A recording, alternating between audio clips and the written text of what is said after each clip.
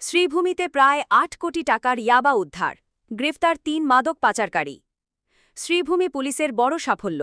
রামকৃষ্ণনগর থানার অভিযানে প্রায় ৮ কোটি টাকা মূল্যের ৮০,০০০ ইয়াবা ট্যাবলেট উদ্ধার করা হয়েছে।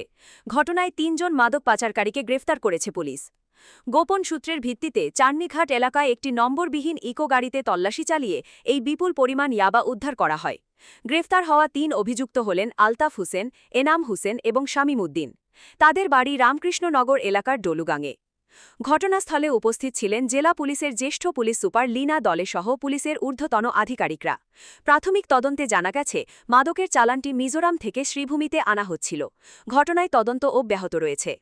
এটা আসলে আৰু সেই ইনফৰমেশ্যন বেছ কৰি a team led by Manas Pratim Chaudhary, DSP headquarter, Anshul Sharma, CDSP RK Nagar, তেওঁলোকে এটা খুব ভাল আজি ডিটেকশ্যন কৰিছে আৰু এই ডিটেকশ্যনত আমি 80,000 ইয়াবা টেবলেটছ ৰিকভাৰী কৰি চিজ কৰা গৈছে।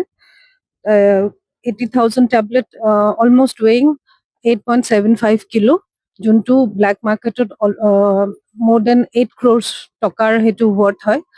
আৰু তাতে আমি 3জন আসামী ধৰিবলৈ সক্ষম হৈছো। 3জন আসামীৰ নাম হৈছে শামীম উদ্দিন, আলতাফ হুছেইন, আনাম হুছেইন।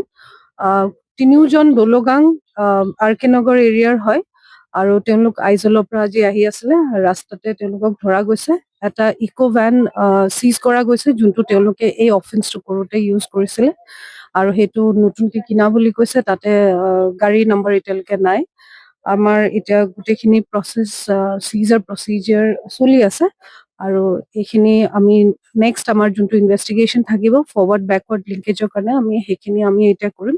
ইনভেষ্টিগেশ্যন থাকিব আৰু যাতে এনেকুৱা যদি আৰু তেওঁলোকৰ লগত মিলিত যোন যোন আছে সেইকেইটাক ধৰিবলৈ আমি চেষ্টা কৰিম।